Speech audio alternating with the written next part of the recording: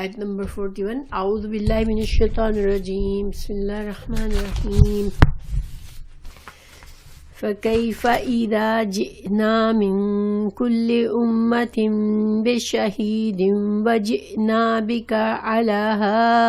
هَؤُلَاءِ شَهِيدًا يَوْمَئِذٍ يَوَدُّ الَّذِينَ كَفَرُوا وَعَصَوُا الرَّسُولَ لَوْ تُسَوَّىٰ بِهِمُ الْأَرْضُ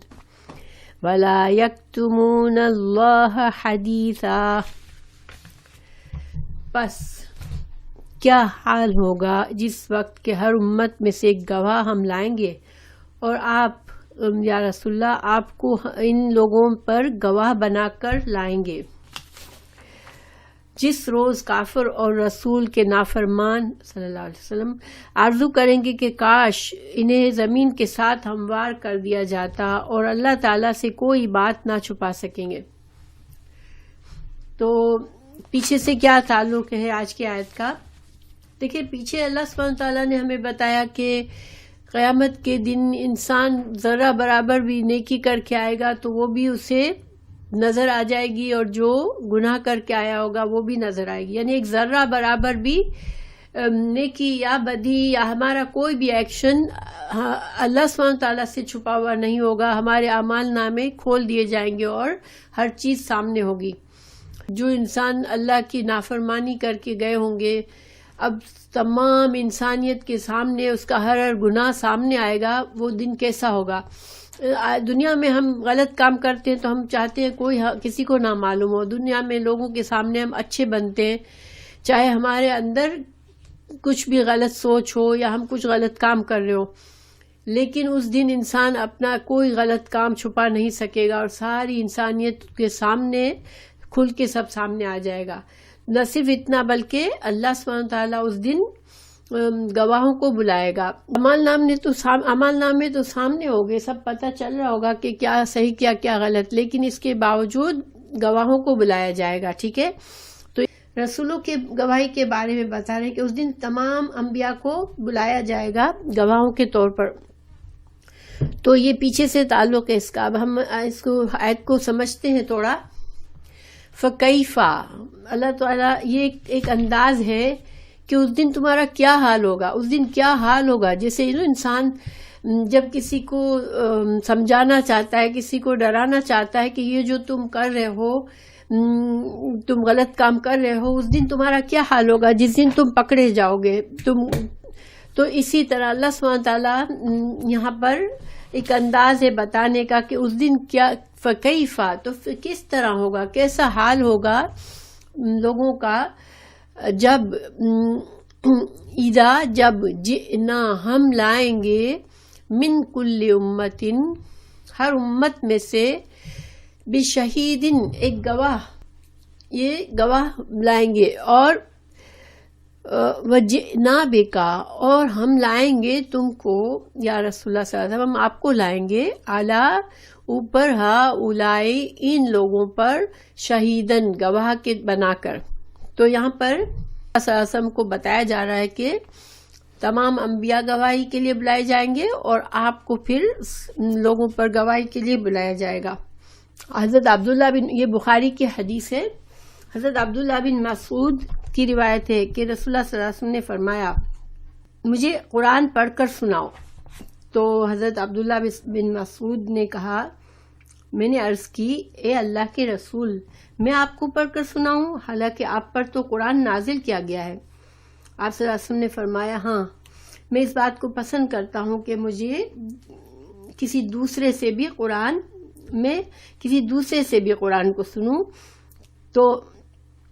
پھر حضرت عبداللہ بن مسعود نے کہا کہ میں نے سورہ نساء کی تلاوت شروع کر دی. جب اس آیت تک پہنچا تو آپ نے فرمایا اب بس کرو.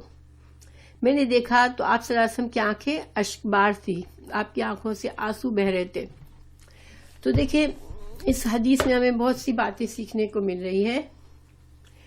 نمبر 1، یہ سائڈ کی بات ہے کہ قرآن کا سننا جو ہے وہ آپ صلی اللہ علیہ وسلم بھی پسند فرماتے تھے، اور ہم کو بھی قرآن سننا چاہیے، غور سے سننا چاہیے، کیونکہ پڑھنے کا ایک الگ ایفیکٹ ہوتا ہے اور سننے کا ایک الگ ایفیکٹ ہوتا ہے. یہ دوسری بات ہے کہ ہم نے اگر سیکھا نہیں ہوتا ہے ترجمہ تو ہمیں سمجھ کچھ نہیں آتا. پھر بھی اللہ کے کلام میں ایک تاثیر ہوتی ہے اور ہمیں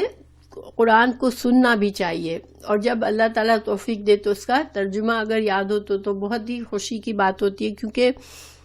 جب قرآن کا ترجمہ آ رہا ہوتا ہے اور ہم قرآن کی تلاوت سنتے ہیں تو ہر آیت جیسے ہمارے دل پر اثر کرتی ہے. دوسری بات یہاں پر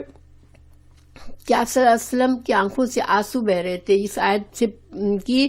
سوچ کر. آپ صلی اللہ علیہ وسلم کے دل میں اتنا خوف آ رہا تھا. ہم لوگ تو پڑھتے ہیں ایسی باتیں لیکن ہمیں اتنا زیادہ ان چیزوں کا دل پہ اثر نہیں ہوتا، کیونکہ اس کا تعلق ایمان سے ہے کہ انسان کا ایمان کتنا مضبوط ہے کہ قرآن کی ہر آیت اسے ایک سامنے نظر آئے کہ اللہ تعالیٰ یہ ایک بات فرما رہے ہیں تو وہ ذہن میں لا سکے اس منظر کو. اس دن کی گواہی کے بارے میں اور جگہوں پر بھی آیا ہے. سورہ زمر میں ہے، اور زمین اپنے پروردگار کے نور سے چمک اٹھے گی اور اعمال کی کتاب کھول دی جائے گی اور پیغمبر اور گواہ حاضر کیے جائیں گے. یہ سورہ زمر میں ہے. سورہ نحل میں ہے، اے نبی صلی اللہ علیہ وسلم یاد کرو اس دن کو جس دن ہم ہر امت میں ان پر انہی میں سے ایک گواہ کو کھڑا کریں گے. گواہی کیا ہوگی، یعنی کیا پوچھا جائے گا، یہ ہم سورہ مائدہ کی آیت نمبر 109 میں حضرت عیسیٰ علیہ السلام سے اللہ سبحانہ تعالیٰ سوال کریں گے. جس دن اللہ تمام رسولوں کو جمع کرے گا اور ان سے پوچھے گا کہ تمہیں کیا جواب ملا، وہ کہیں گے ہمیں علم نہیں، غیب کی باتوں کا جاننے والا تو ہی ہے. گویا انبیاء کرام سے دو باتیں پوچھی جائیں گی، کیا آپ نے اپنی امت کو اللہ کا پیغام پہنچایا، اور دوسرا سوال کہ امت نے آپ کو کیا جواب دیا. ٹھیک ہے، یہ دو سوال سورہ مائدہ کی 109 سے ہمیں پتہ چلتی ہے. پھر گواہی دی جا رہی ہوگی تو اس دن نافرمانوں کا، انسانوں کا کیا حال ہوگا. یومئذ اس دن یود چاہے گا، خواہش کرے گا، الذین وہ لوگ خواہش کریں گے، کفروا جنہوں نے کفر کیا، وعصوا الرسول اور نافرمانی کی رسولوں کی، رسول صلی اللہ علیہ وسلم کی نافرمانی کی، لو کاش تسوا برابر کر دی جائے، بہم ان پر الزمین زمین، یعنی ان کو مٹی بنا کے مٹی میں ملا دیا جائے کہ کہیں ان کا نشان بھی نہ رہے. اس دن کافر اتنے ڈرے ہوئے ہوں گے، اللہ کے نافرمان بندے اتنے ڈرے ہوئے ہوں گے کہ بس زمین ہمیں مٹی بنا دیا جائے تاکہ ہم سے سوال نہ کیا جائے، مٹی میں ڈال کے ہمیں مٹی کے اندر ہی مکس کر دیا جائے کہ ہماری پہچان بھی نہ رہے. دن تو ہر انسان ڈرا ہوا ہوگا، کیونکہ کوئی انسان ایسا نہیں ہوتا جس کے اعمال نامے میں ایسی باتیں نہیں ہوتی، جس کے اعمال میں ایسی کوئی گناہ یا مسٹیکس یا غلطیاں نہیں ہوتی جو اس نے انسانوں سے تو چھپائی ہوتی ہے لیکن خود اس سے معلوم ہوتی ہے. یہ تو گویا ہمیں اس سے ہمارا سبق یہ ہے کہ ہمیں قرآن سیکھنا چاہیے. ہاں، اس آیت کا جب شان نزول کے لحاظ سے اور جس حالات میں نازل ہوئی اس میں اللہ کے نافرمان بندوں کے لیے سخت دھمکی تھی، جو آپ صلی اللہ علیہ وسلم کی مخالفت پہ اترے ہوئے تھے اور دین کو قبول نہیں کرنا چاہ رہے تھے، ان کے لیے اس میں سخت دھمکی تھی کہ وہ جو کچھ آج کر رہے ہیں وہ کل پچھتائیں گے، کیونکہ ان کا ہر عمل پیش کیا جائے گا سامنے. پھر اگلی آیت ہے، یا ایھا الذین آمنو، اے لوگو جو ایمان لائے ہو، لا تقربوا نہ تم قریب جاؤ، الصلاۃ نماز کے، وانتم اور اس حال میں ہو تم، سکارا کہ تم نشے کی حالت میں ہو تو تم نماز کے پاس نہ جاؤ، حتیٰ یہاں تک کہ تعلموا تم جان لو، ما تقولون جو تم کہہ رہے ہو، ولا جنوبن اور نہ جنبی انسان. جنبی کس کو کہتے ہیں؟ جیسے شوہر اور بیوی کا جو جنسی تعلق ہوتا ہے اس کے بعد ہمیں اسلام میں طہارت کے لیے کہا گیا ہے کہ اس کے بعد غسل واجب کیا گیا ہے، ورنہ انسان جب تک اس تعلق کے بعد غسل نہیں کرتا ہو تو وہ جنابت کی حالت میں ہوتا ہے اور یہ ناپاکی کی حالت ہے، اس میں نماز نہیں پڑھی جا سکتی.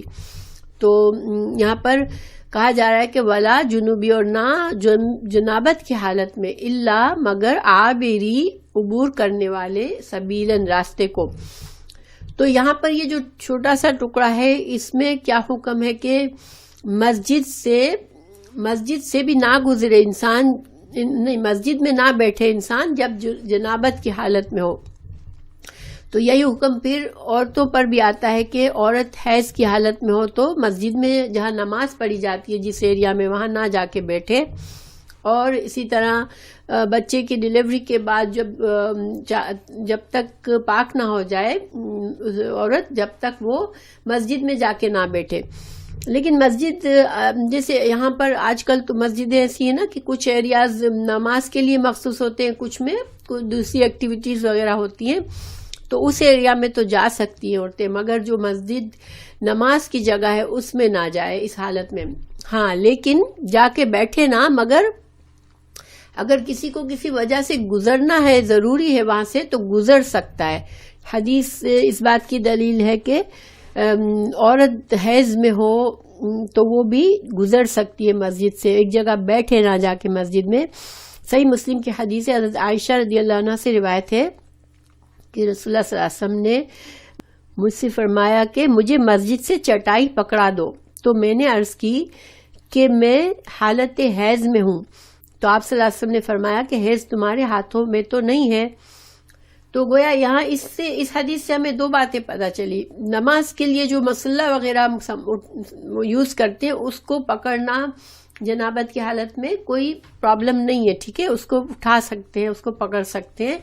بہت سے لوگ مسلح کو بھی ہاتھ نہیں لگاتے. تو مسلح کا ہاتھ لگانا، کیونکہ یہاں پر خاص طور سے آپ صلی اللہ علیہ وسلم نے چٹائی منگائی حضرت عائشہ سے. اور دوسری بات یہاں پر کہ ظاہری چٹائی لینے کے لیے مسجد میں حضرت عائشہ کو جانا پڑا، وہاں سے گزرنا پڑا، اور حیض کی حالت میں تھی، پھر بھی آپ صلی اللہ علیہ وسلم نے ان کو یہ حکم دیا جانے کا. تو اس سے مطلب یہ ہوا کہ حیض کی حالت میں یا نفاس کی حالت میں یا جنابت کی حالت میں مرد یا عورتیں مسجد سے گزر سکتی ہیں صرف، لیکن مسجد میں جا کے بیٹھ نہیں سکتی. اچھا، اوپر کی جو آیت تھی شراب والی، اس کا شان نزول ہے کیونکہ شراب جو تھی وہ ایک دم سے حرام نہیں ہوئی تھی، ٹھیک ہے. شراب جو ہے وہ بتدریج حرام ہوئی تھی. یعنی اللہ سبحانہ تعالیٰ نے، دیکھیں شراب ایسی چیز ہے کہ جو شراب کا عادی ہوتا ہے نا، وہ ایک دم سے اس کو ایک دن میں کہا جائے کہ تم بس ابھی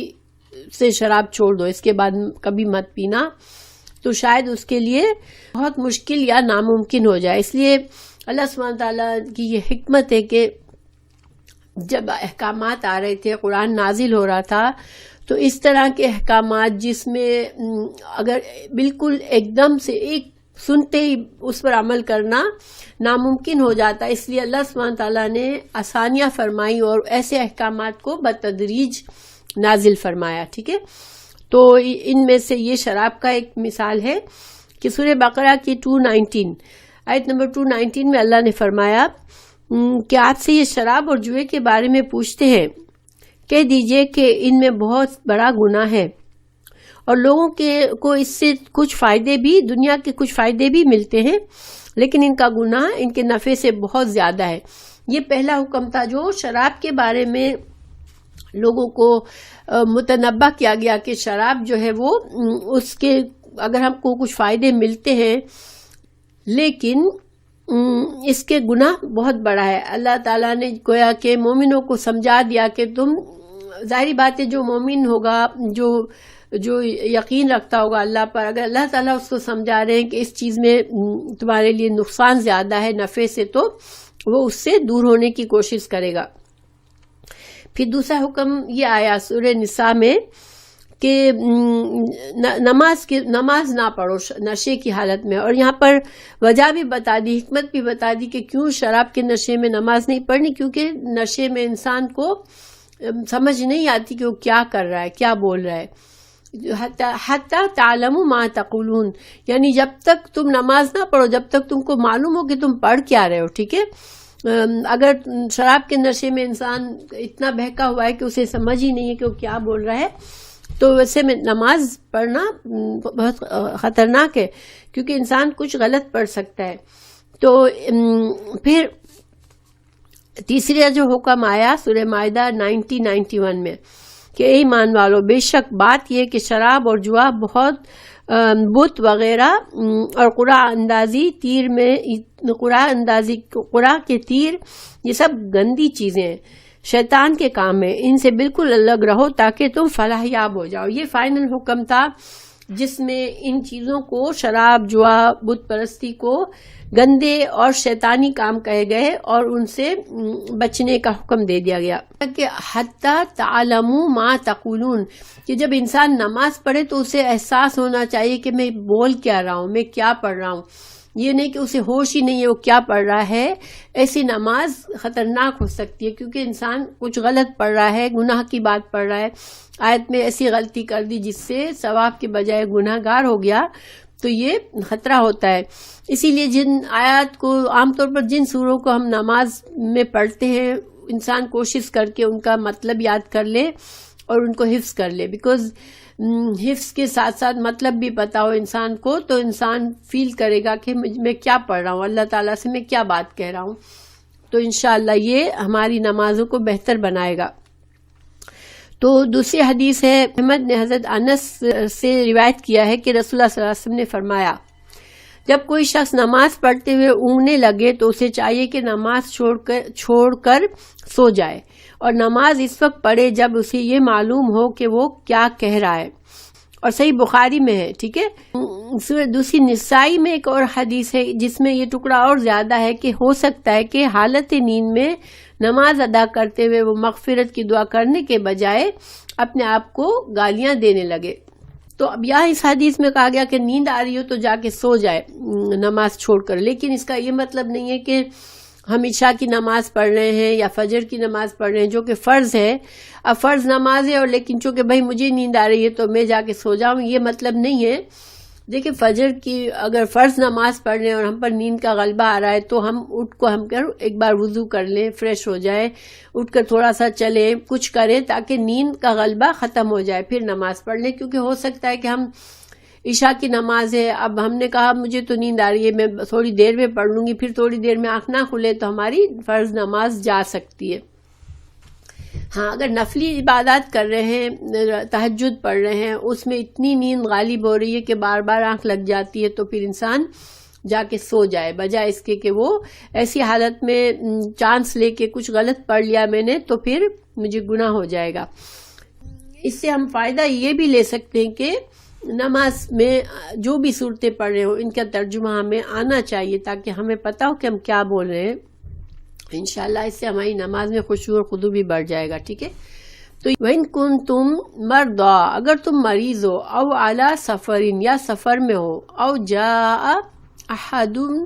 مِّنكُم مِّنَ الْغَائِطِ یا تم میں سے کوئی ایک رفع حاجت سے آیا ہو۔ یہ بتایا جا رہا ہے کہ پہلی بات اگر تم جنبی ہو تو جب تک غسل نہ کرو، گویا کہ جنبی حالت میں غسل واجب ہوتا ہے، غسل سے انسان پاک ہوتا ہے۔ اللہ تعالیٰ نے فرمایا کہ اگر تم مریض ہو، بیمار ہو یا سفر میں ہو اور تم میں سے کوئی ایک جا کے اپنی قضائے حاجت سے کر کے آتا ہو، یعنی کہ باتھ روم کی ضرورت پوری کر کے آئے، او لامستم النساء یا تم نے لامس چھوا ہو عورتوں کو، اور یہ ایک اشارہ ہے، لامستم النساء عورتوں کو چھوا ہو سے مطلب یہ نہیں ہے کہ شوہر اور بیوی نے ایک دوسرے کو ہاتھ لگ گیا ہو، نہیں، اس سے مطلب یہ شوہر اور بیوی کا جو جنسی تعلق ہے وہ کیا ہو، تو یہ ساری چیزوں سے کیا ہوگا کہ پھر غسل واجب ہو جاتا ہے۔ اس میں غائط سے غسل نہیں، وضو واجب ہوتا ہے، ٹھیک ہے۔ اگر وضو یا غسل واجب ہو، یہ مطلب ہم لیں گے کہ یا انسان کو پاکی حاصل کرنے کے لیے وضو کا وقت ضروری ہے، وضو کرنا ضروری ہے، جیسے نماز کے لیے وضو ضروری ہوتا ہے،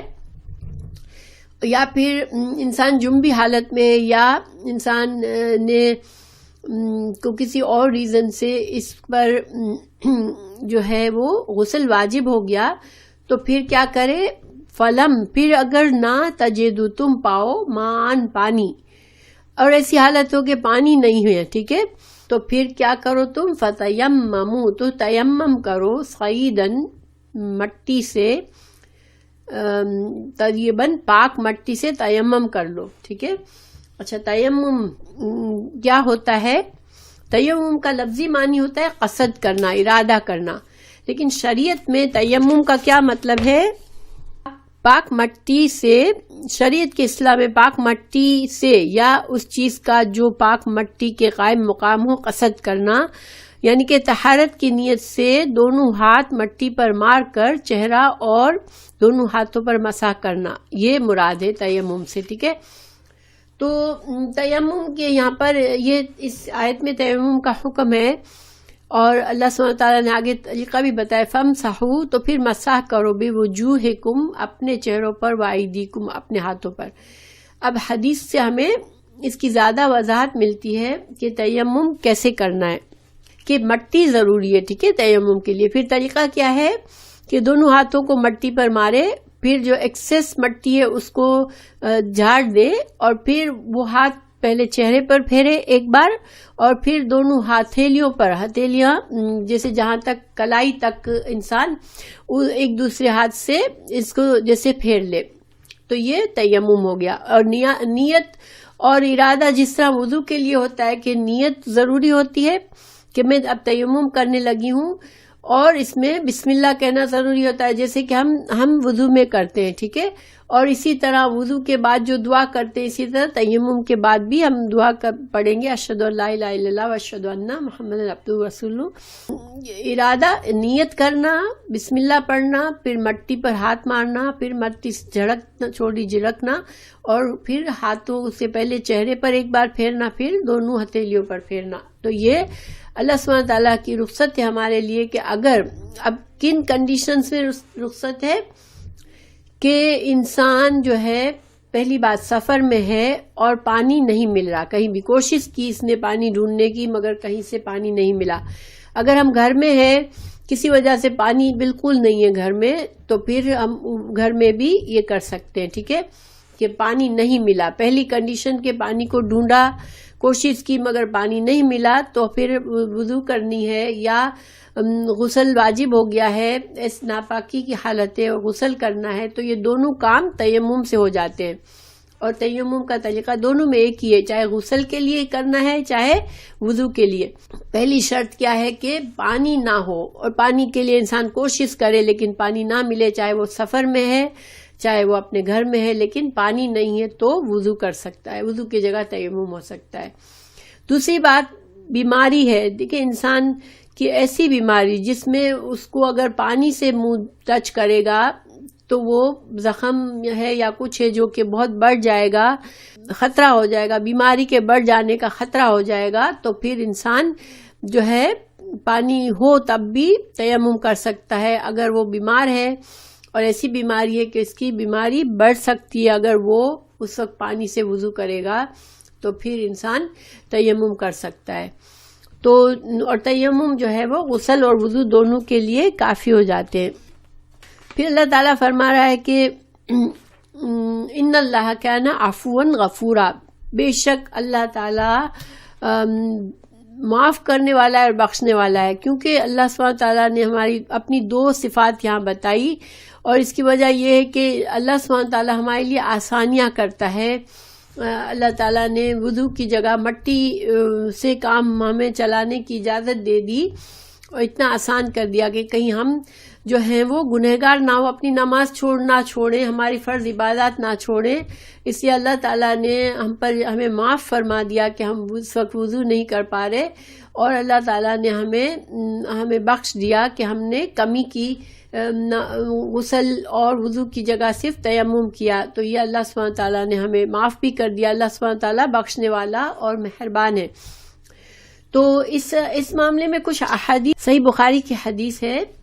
رسول اللہ صلی اللہ علیہ وسلم نے دیکھا کہ ایک شخص الگ تھلگ ہے اور اس نے لوگوں کے ساتھ نماز بھی نہیں پڑھی۔ آپ نے فرمایا یا فلان، ما منعک ان تصلی فی القوم الست برجل مسلم، کہ اے شخص تمہیں کیا مسئلہ ہے، تم نے نماز لوگوں کے ساتھ نہیں پڑھی، کیا تم مسلمان نہیں ہو؟ اس نے کہا یا رسول اللہ اصابتنی جنابۃ ولا ماء، تو اس نے کہا کہ یا رسول اللہ میں جنابت کی حالت میں ہوں اور مجھے پانی نہیں ملا وضو کرنے کے لیے، تو میں اس وجہ سے نماز نہیں پڑھ رہا ہوں۔ قال رسول اللہ صلی اللہ علیہ وسلم نے فرمایا تم مٹی استعمال کر لو تمہارے لیے کافی ہے، یعنی تیمم کر لو تو تمہارے لیے کافی ہے۔ تو گویا یہاں پر یہ واضح ہمیں مل رہا ہے کہ جنابت کی حالت میں بھی انسان صرف تیمم کر سکتا ہے۔ اچھا، پھر دوسری حدیث ہے صحیح مسلم میں حضرت حذیفہ بن یمان کی روایت ہے کہ رسول اللہ صلی اللہ علیہ وسلم نے فرمایا ہمیں 3 باتوں کی وجہ سے لوگوں پر فضیلت دی گئی۔ نمبر 1، ہماری صفیں فرشتوں کی صفوں کی طرح بنا دی گئی، یعنی فرشتے بھی جب اللہ کی عبادت کرتے ہیں تو صفیں بناتے ہیں، جس طرح ہم صف بنا کے جماعت کی نماز پڑھتے ہیں۔ پھر ہمارے لیے ساری زمین کو مسجد بنا دیا گیا، مسلمان کہیں بھی ہو نماز کا وقت ہوا تو وہ نماز پڑھ سکتا ہے، ضروری نہیں کہ وہ مسجد کو ہی مسجد ملے تبھی وہ نماز پڑھ سکتا ہے۔ پھر جب ہمیں پانی نہ ملے تو طہوریت کا تو اس کی مٹی کو بھی ہمارے لیے پانی کے قائم مقام پاکی کے حصول کا ذریعہ بنا دیا، یعنی کہ پانی کے نہ ہونے کی وجہ سے انسان کو اللہ نے ہماری اس امت مسلمہ کو مٹی سے بھی اجازت دے دی، حالانکہ یہ اجازت کسی اور امت کو نہیں دی گئی تھی، ٹھیک ہے۔ پھر ایک بات یہ کہ پاک مٹی سے مراد مٹی ہی ہے، جو کہ بعض لوگ خاک ہو یا چونا ہو یا ان چیزوں کو بھی کہتے ہیں کہ صرف دیوار پر ہاتھ مار لو اور تیمم کر لو، ایسے نہیں ہے، ٹھیک ہے، مٹی زمین کی مٹی ہونی چاہیے۔ پھر اس کا طریقہ حدیث سے ہمیں پتہ چلتا ہے کہ صرف چہرے اور ہاتھوں کا تیمم ہی کافی ہے، ٹھیک ہے۔ ایک شخص نے حضرت عمر رضی اللہ عنہ کے پاس آیا، اس نے کہا کہ میں حالت جنابت میں ہوں لیکن پانی موجود نہیں، تو حضرت عمر نے فرمایا کہ تم نماز نہ پڑھو۔ تو حضرت عمار نے عرض کی یا امیر المومنین، یاد نہیں کہ جب میں اور آپ ایک سفر میں تھے، ہمیں حالت جنابت لاحق ہو گئی اور ہمارے پاس پانی نہیں تھا، تو آپ نے نماز نہ پڑھی اور میں نے زمین میں اچھی طرح لوٹ پوٹ ہوا اور نماز پڑھ لی، اور جب ہم واپس آئے تو میں نے رسول اللہ صلی اللہ علیہ وسلم کی خدمت میں اس کا ذکر کیا، تو آپ صلی اللہ علیہ وسلم نے فرمایا کہ بس تمہیں یہی کافی تھا کہ پھر آپ صلی اللہ علیہ وسلم نے اپنے دست مبارک کو زمین پر مارا، پھر اس میں پھونک ماری اور اس کے ساتھ اپنے چہرے اور دونوں ہتھیلیوں کو مل دیا۔ تو یہ احادیث ہیں جو ہمیں اس سبق کے بارے میں ملتی ہے۔ تو اس کا شان نزول بھی ہے، تیمم کا حکم کب آیا تھا میں انشاءاللہ بتاتی ہوں، لیکن میں صرف یہ ایک بات میں آپ کو بتاؤں کہ بعض لوگ اس کو سمجھ نہیں پاتے، اور جیسے مجھے کسی نے کہا کہ میں آفس میں کام کرتی ہوں تو یہاں کے باتھ روم میں ہم جاتے ہیں تو پھر لوگوں کے سامنے پیر اٹھا کے ہم پیر کو دھوتے ہیں تو اچھا نہیں لگتا، اس لیے میں تیمم کر کے نماز پڑھ لیتی ہوں۔ لیکن دیکھیں پانی کی موجودگی میں ہی ہمیں اجازت ہے، یہ ہمارے لیے یہ عذر کافی نہیں ہے کہ لوگ ہمیں دیکھ کر کیا کہیں گے، تو اور اس کے لیے یہ سہولت ہے ہمارے پاس کہ ہم موضوع پر مسح کر لیں انشاءاللہ، تو بھی ہم کر سکتے ہیں۔ تو باقی یہ کہ شان نزول میں اس کے ایک واقعہ ہے، امام بخاری نے حضرت عائشہ کی روایت کو بیان کیا ہے کہ ہم رسول اللہ صلی اللہ علیہ وسلم کے ساتھ ایک سفر کے لیے نکلے، حتیٰ کہ جب مقام بیدا یا ذات الجیش میں تھے کہ میرا ہار ٹوٹ کر گر گیا، یعنی حضرت عائشہ رضی اللہ عنہ کا ہار ٹوٹ کر گر گیا۔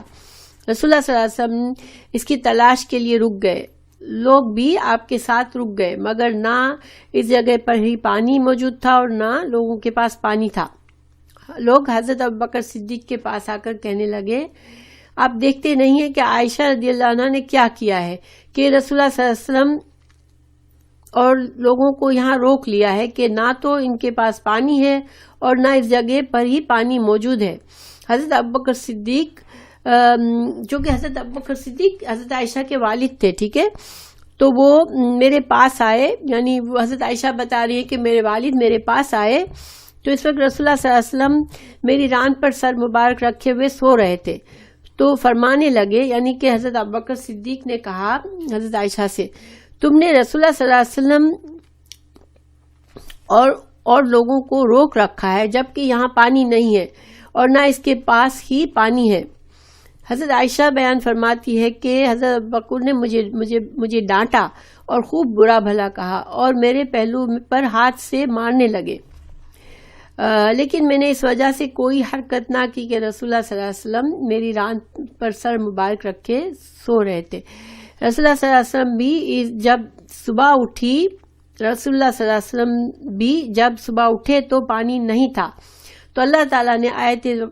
تیمم کو نازل فرما دیا تو سب لوگوں نے تیمم کیا۔ اسید بن حضیر نے اس موقع پر کہا، اے آل ابو بکر، یہ تمہاری صرف پہلی برکت ہی نہیں ہے۔ حضرت عائشہ رضی اللہ عنہا فرماتی ہے کہ جب ہم نے اس اونٹ کو اٹھایا جس پر میں سوار تھی تو ہار ہمیں اس کے نیچے سے مل گیا۔ سبحان اللہ۔ دیکھیں اس حدیث میں بہت سی باتیں سوچنے کی ہے کہ ہار اللہ کے حکم سے کھویا تھا، یعنی حضرت عائشہ ہی کا اونٹ تھا جو کہ اس ہار کے اوپر بیٹھا ہوا تھا تو مل نہیں رہا تھا۔ دوسری بات ہمیں یہاں آپ صلی اللہ علیہ وسلم کا اپنی بیوی کا کس قدر خیال رکھتے تھے کہ انہوں نے ان کا ہار کھو گیا تو وہ پورے لشکر کو وہیں روکنا پڑا اور وہ ہار ڈھونڈ رہے تھے، اور اس پر لوگ ناراض بھی ہو رہے تھے۔ ظاہر حضرت ابوبکر صدیق بہت ناراض ہوئے اپنی بیٹی پر کہ تم نے ایسی حرکت کی کہ سارے لشکر کو، سارے لوگوں کو تکلیف میں ڈال دیا، تو وہ ناراض ہو رہے تھے، مگر اصل اللہ کا حکم تھا کیونکہ تیمم کا حکم اسی حالت میں آنا تھا۔ اور یہاں ہمیں یہ بھی پتہ چلتا ہے کہ اسلام میں احکامات، جب قرآن نازل ہو رہا تھا آپ صلی اللہ علیہ وسلم کی زندگی میں، تو احکامات ایسے حالات میں نازل ہوئے جو انسان کو یاد رہے، تاکہ انسان جیسے آج ہم پڑھتے ہیں تو ہم ان احکامات کو اچھی طرح سمجھ سکے۔ جیسے کہ شراب کے نشے میں غلطی ہوئی کسی صحابی سے نماز پڑھتے ہوئے تو اس وقت نشے کی حالت میں نماز پڑھنے سے منع کیا، تاکہ لوگوں کو یاد رہے کہ شراب میں خرابی ہے، شراب انسان کی عقل کو خراب کرتی ہے۔ اسی طرح تیمم کے لیے اللہ سبحانہ تعالیٰ نے جب پانی کی شدید ضرورت تھی، پانی نہیں مل رہا تھا، لوگ پریشان تھے نماز کے لیے، تو اس وقت تیمم کی حکم نازل کیا تاکہ لوگوں کو یاد رہے کہ کن حالات میں یہ حکم آیا تھا۔ تو گویا ایک طرح سے جو تیمم کی کنڈیشن ہے کہ پانی نہ ہو اس وقت ہی تیمم کرنا ہے۔ پھر حضرت عائشہ رضی اللہ عنہا کی فضیلت معلوم ہوتی ہے کہ اللہ سبحانہ تعالیٰ نے بہت سے احکامات نازل فرمائے جو کہ اگر ہم پڑھتے ہیں حدیث اور قرآن تو ہمیں پتہ چلتا ہے کہ حضرت عائشہ رضی اللہ عنہا کا اس میں کچھ نہ کچھ اس سے ریلیٹڈ ہوتا تھا معاملہ۔ تو اور آپ صلی اللہ علیہ وسلم کا جو پرسنالٹی ایز اے شوہر تھی وہ بھی ہمیں پتہ چلتی ہے کہ کتنے انڈرسٹینڈنگ شوہر تھے، کیونکہ یہ بہت بڑی بات ہے۔ اگر ہم آج کے زمانے میں دیکھیں کہ کوئی کسی کا ہسبینڈ ایک لیڈر ہے، اب وہ لیڈر تمام لوگوں کے سامنے وہ اپنی بیوی کی وجہ سے کسی چیز میں ڈیلے کر رہا ہے تو وہ کبھی نہیں کرے گا کہ اس کی تو شان خراب ہو جائے گی کہ لوگ کہیں گے کہ یہ بیوی کی خاطر اتنی غلط کام کر رہا ہے یا اتنا زیادہ دوسرے لوگوں پر بوجھ ڈال رہا ہے۔ مگر سبحان اللہ، رسول اللہ صلی اللہ علیہ وسلم کا حضرت عائشہ سے بہت پیارا ریلیشن تھا۔ ویسے تو آپ سب بیویوں کے ساتھ بہت ہی نرم اور پیار کرنے والے تھے، لیکن حضرت عائشہ سے ان کا خاص ریلیشن تھا جو کہ ہمیں حدیثیں پڑھنے سے پتہ چلتا ہے۔ انشاءاللہ کبھی میں وقتاً فوقتاً بتاتی رہوں گی۔ تو بہرحال یہ تو آج کا ہو گیا سبق ہمارا پورا، سبحان اللہ۔ بس ایک خلاصہ کر دیتی ہوں کہ قرآن کی آیتیں کس طرح ایک دوسرے سے جڑی ہوئی آتی ہیں۔ ہمیں لگتا ہے بظاہر کہ کوئی تعلق نہیں ہے آیات میں، لیکن ہر آیت کا دوسری آیت سے بڑا گہرا تعلق ہوتا ہے۔ سورہ آیت 40 میں اللہ تعالیٰ نے قیامت کے دن کے بارے میں بتایا کہ ایک ذرہ برابر بھی اس دن انسان کا عمل چھپا نہیں رہے گا، اور پھر یہ بھی بتایا اس دن حساب کتاب کی سختی کس طرح ہوگی کہ گواہ پیش کیے جائیں گے تاکہ لوگ جو ہیں وہ رنگے ہاتھوں پکڑے جائے. ہمیں جو قرآن کی دوسری آیت سے ہمیں پتہ چلتا ہے کہ اللہ تعالیٰ اس دن جو لوگ دنیا میں غلط کام کرتے ہیں وہ اس دن بھی جھوٹ بولیں گے, اللہ سے کہیں گے, وہ دیکھیں گے کہ اللہ تعالیٰ شرک کے بارے میں بہت سخت ہے کہ شرک کے گناہ کو معاف نہیں کر رہے, تو کہیں گے وہ جھوٹ بولیں گے کہ اللہ ہم تو شرک نہیں کرتے تھے, ہم تو کوئی برا کام نہیں کرتے تھے. اس قرآن کی آیت میں اس کے سارے وہ ہیں کہ جسے اللہ تعالیٰ نے یہاں فرمایا نا سورہ آیت 42 میں فرمایا کہ اس دن کافر وش کریں گے کہ وہ مٹی بن جائیں. تو یہ اس میں جو سورہ نبا میں ہے کہ کاش ہم مٹی بن جائیں. پھر وہ کوشش کریں گے کہ سورہ یاسین کی آیت نمبر 65 میں کہ الیوم نختم علی افواہہم وتکلمنا ایدیہم وتشہد ارجلہم بما کانوا یکسبون. جب یہ جھوٹ بولنے شروع کر دیں گے اللہ تعالیٰ سے, اللہ ہم تو ایسا نہیں کر رہے تھے, اللہ ہم تو ایسا نہیں کر رہے تھے. ایک جگہ کہیں گے سورہ انعام کی آیت 23 میں مشرکین قسم کھائیں گے واللہ ربنا ما کننا مشرکین, اللہ کی قسم جو ہمارا رب ہے ہم تو کبھی شرک نہیں کرتے تھے. پھر دوسری جگہ سورہ نحل میں ہے آیت 28 ما کننا نعمل من سوء, ہم تو کوئی بھی برا کام نہیں کرتے تھے. پھر سورہ غافر میں ہے کہ بل لم نکن